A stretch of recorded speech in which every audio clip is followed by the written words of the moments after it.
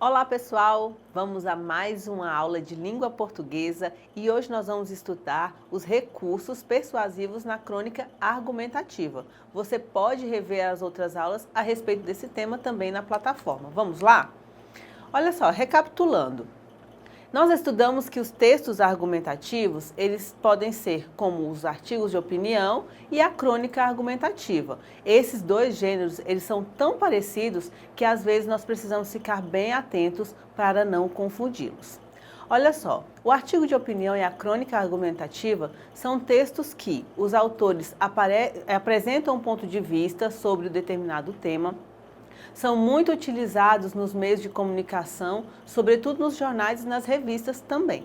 Apresentam um propósito bem definido e utilizam recursos persuasivos e um discurso argumentativo bem convincente. O público-alvo é o maior foco dos autores. Os escritores possuem técnicas específicas para atingi-los, por isso, o texto tende a ser atrativo para o leitor. Apresentam um cuidado especial com o discurso e com a linguagem, seja formal ou informal. O artigo de opinião e a crônica, a gente fez um paralelo entre eles para vocês compreenderem melhor. Há detalhes que auxiliam o leitor a reconhecer estes gêneros. Olha só, anote aí. Tem uma necessidade de uma maior intenção de persuadir o leitor e acatar um ponto de vista. Estamos falando do artigo de opinião. Ele também, o articulista, pode ser um especialista ou alguém conhecedor do assunto e ele escreve um texto para fomentar uma discussão sobre um tema na sociedade. O autor apresenta seu ponto de vista e fontes de argumentos para incentivar o leitor a também se posicionar e ter uma opinião sobre o tema. Já nas crônicas argumentativas, são esses pontos que eu destaco para vocês. Assim como os outros tipos de crônica, trata de assuntos do cotidiano, porém a partir de uma visão que vai além do simples ato de olhar e relatar. Ele apela um pouco para a defesa de um ponto de vista. O cronista não tem a preocupação única e exclusivamente de persuadir a partir da apresentação de dados, estatísticas e outros argumentos, como faz o articulista no artigo de opinião. O cronista expõe o que pensa e tenta levar o leitor a chegar a uma conclusão à qual o próprio autor já chegou, fazendo-o refletir a partir de argumentos de uma abordagem crítica, questionadora e às vezes até irônica e bem-humorada. Então, esses são os tópicos da crônica argumentativa. Então, vamos à leitura de uma crônica para a gente aprender na prática como isso funciona. Vamos lá? O Direito à Tristeza, de Cotardo Calegares. As crianças têm dois deveres. Um salutar é o dever de crescer e parar de ser criança. O outro, mais complicado, é o de ser felizes, ou melhor, de encenar a felicidade para os adultos. Esses dois deveres são um pouco contraditórios, pois, crescendo e saindo da infância, a gente descobre, por exemplo, que os picolés não são de graça. Portanto, torna-se mais difícil saltar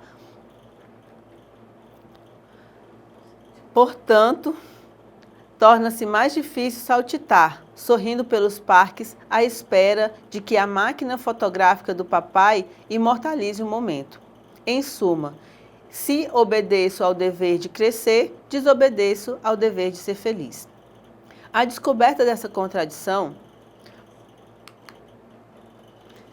pode levar uma criança a desistir de crescer e pode fazer a tristeza, às vezes o desespero de outra criança. Incomodada pela tarefa de ser, para a família inteira, a representante da felicidade que os adultos perderam, por serem adultos, porque a vida é dura, porque dói nas costas, porque o casamento é tenso, porque não sabemos direito o que desejamos. Idealizar a infância como tempo feliz é uma peça central no sentimento e da ideologia da modernidade. É crucial lembrar-se disso na hora em que somos convidados a espreitar índices e sinais de depressão nas nossas crianças. O convite é irresistível, pois a criança deprimida contraria nossa vontade de vê-la feliz. um menino ou uma menina tristes nos privam de um espetáculo ao qual achamos que temos o direito, o espetáculo da felicidade a qual aspiramos, da qual somos frustrados e que sobra para as crianças como uma tarefa. A criança triste é uma espécie de desertor. Abandonou seu lugar na peça da vida dos adultos, tirou sua fantasia de palhaço. Conselho aos adultos, pais, terapeutas, etc. Quando uma criança parece estar deprimida, o mais urgente não é reconhecer os sinais de uma doença e investigar jeitos de lhe devolver uma caricatura de sorriso. O mais urgente para o seu bem é reconhecer que a criança tem o direito de estar triste, porque ela não é apenas um boneco, cuja euforia deve nos consolar das perdas e danos da nossa existência. Ela tem vida própria. Vamos fazer a análise desse texto para a gente poder compreender melhor. O objetivo maior do cronista, nesta crônica, é de relatar um ponto de vista diferente do que a maioria consegue enxergar. Parece uma tarefa simples, no entanto, são utilizados diversos recursos estilísticos e linguísticos também para que se perceba essa intenção. Vamos analisar. O direito à tristeza. Veja o título. As crianças têm 2 deveres. Um salutar é o dever de crescer e parar de ser crianças. O outro, mais complicado, é o dever de ser felizes, ou melhor, de encenar a felicidade para os adultos. A escolha do título já fornece um indício do posicionamento do cronista e já impulsiona o leitor a pensar sobre o assunto. No primeiro parágrafo, já identificamos o tema. O assunto interessante, polêmico e propício para se levar ao debate por meio de uma crônica. O cronista também faz uma reflexão sobre essa dualidade entre o processo de crescer e ser feliz. O posicionamento defendido pelo cronista em todo o texto materializa-se por meio da argumentação e da exemplificação. O ponto de vista do autor é de que uma criança não tem a obrigação de ser feliz o tempo todo. Para ele, isso é apenas uma idealização dos adultos. Veja, olha esse trecho.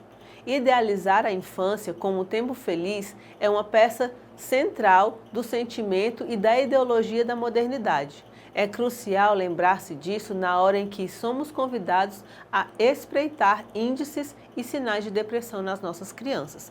É a opinião dele. O tema discutido faz parte de uma realidade social e cultural. Essa realidade é verbalizada na crônica em forma de recursos persuasivos, como, por exemplo, olha só, a seleção lexical para elaborar o discurso com o uso de adjetivos. Ele usa é crucial, é irresistível, ok? E expressões afirmativas ou negativas, como esses exemplos. Porque a vida é dura, ela não é apenas um boneco, ok? E as construções metafóricas que atribuem expressividade ao texto. A criança triste é uma espécie de desertor, abandonou seu lugar na peça da vida dos adultos e tirou a sua fantasia de palhaço. Veja aí os trechos grifados que existem metáforas. Analisando o texto aqui também, nós temos a escolha de uma linguagem quase sempre voltada para um tom irônico e sarcástico. Esses 2 deveres são um pouco contraditórios, pois, crescendo e saindo da infância, a gente descobre, por exemplo, que os picolés não são de graça. Ironia, sarcasmo, mas também tem o tom de protesto e crítica, conselho aos adultos, pais, terapeutas, etc.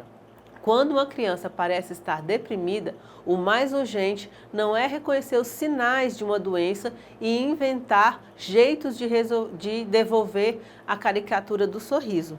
Então, ele faz um protesto, uma crítica aos tratamentos. Portanto, utilizando do bom humor e mesclando um toque sutil de ironia, o cronista aposta no intento de fazer com que as pessoas vejam por outra face aquilo que lhe parece que já seja óbvio, ok? Então vamos, já que nós já aprendemos até aqui, vamos ao nosso exercitando para você também praticar. Vamos ler essa crônica de Ila Rodrigues, que se diz assim: globalização é bom ou ruim? E aí, o que você acha? Vamos ler o texto. A palavra globalização quer dizer a união de todos os países do mundo em busca de uma coisa só: desenvolvimento, crescimento e uma economia forte. Ou seja, muito trabalho, muita produção de bens para vender, muitos serviços para oferecer, etc. No fundo, são ações voltadas para gerações de riquezas que possam beneficiar a todos. O problema é que, na prática, as coisas ainda não estão acontecendo desta maneira. Os países pobres continuam pobres e os ricos continuam ricos e mais poderosos. O resultado é que, em alguns lugares, como o Brasil, alguma parte das pessoas continua sem emprego e, portanto, sem dinheiro para levar a vida melhor. Com uma boa alimentação, com um bom atendimento na área de saúde, boas escolas e etc. Exercitando. Questão. A crônica argumentativa é um tipo moderno de crônica em que os autores expressam seu ponto de vista em relação aos assuntos do cotidiano. Questão A. Qual é o assunto tratado nessa crônica e qual é o ponto de vista da cronista? Pense e responda. O assunto tratado é a globalização. No ponto de vista da cronista, a globalização na prática não acontece, pois não gera ações voltadas para o benefício de todos. Questão B. Destaque alguns recursos que a cronista utiliza para cumprir com o objetivo de envolver o leitor no assunto abordado na crônica. Olha só os artifícios que ela utiliza. A abordagem de um fato no cotidiano que desperta o interesse do leitor como ponto de partida. Ela utiliza a argumentação e a persuasão. Crítica à situação observada que induz a reflexão e o emprego de uma linguagem acessível ao leitor. Pessoal, a nossa aula é apenas uma recapitulação e um estímulo para que você também faça os exercícios da plataforma. Eu fico por aqui e até uma próxima oportunidade. Tchau!